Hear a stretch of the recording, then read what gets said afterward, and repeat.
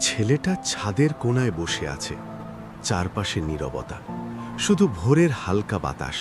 আকাশের দিকে তাকিয়ে সে ভাবছে একটা মেয়ের কথা। স্কুলের দিনগুলো হঠাৎ করে মনে পড়ে যায়।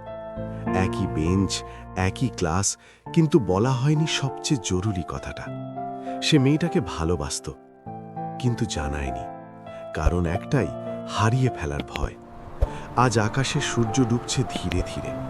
ছেলেটার মনে হয় এই একই সময়ে, এই একই সূর্যের দিকে তাকিয়ে হয়তো মেয়েটাও দাঁড়িয়ে আছে কোথাও। দুজন দুই জায়গায়, তবু একই সূর্যোদয় দেখছে। সূর্যটা যখন ধীরে ধীরে নিচের দিকে নামতে থাকে, ছেলেটার বুকটা ভারী হয়ে আসে।